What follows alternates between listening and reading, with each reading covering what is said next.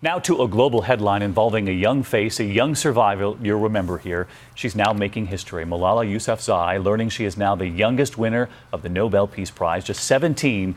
The honor coming nearly 2 years to the day after she was targeted by the Taliban, shot in the head for standing up for girls who want an education. Today it was her chemistry teacher who broke the news. When I found that I have won the Nobel Peace Prize, I decided that I would not leave my school.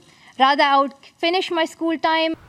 And look who is back with us tonight, because Diane, as you'll remember, had the first Malala interview, and it might have been a normal day for her as she described it, but for us watching, this was something. It is so great to see you, and I cheered out loud when I heard the news this morning, not only because she's the youngest Nobel Peace Prize winner, as you said, the average age, by the way, is 61, but because it acknowledges that if you want to fight extremists, educate girls.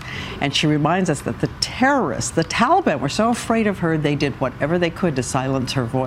2 years ago, Malala Yousafzai was on her school bus with other schoolgirls. On the day when I was shot, all of my friends' faces were covered except mine. Was that wise? It was brave, but was it wise? I wanted to live my life as I want. 2 men approached, one of them with a Colt .45. He climbs on the bus and asks the question, "Who is Malala?" She doesn't remember what happened next, but her friend told her. He said, you just looked at the man like this. Then she said, then he fired three bullets, and one hit you on the left side of my head. I would have been doing like this.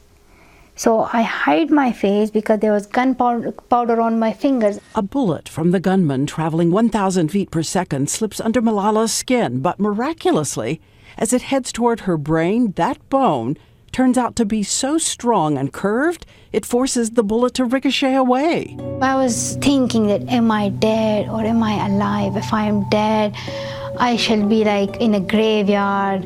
And then, but I said, you're not dead, you can talk to yourself. How can you be dead?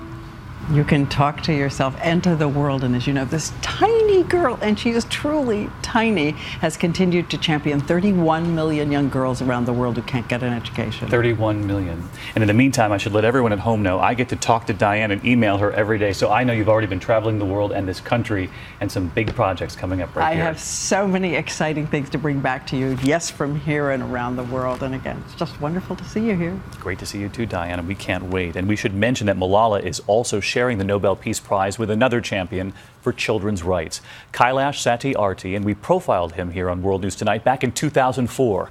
A legend in India for fighting child labor, rescuing tens of thousands of children, saving untold lives.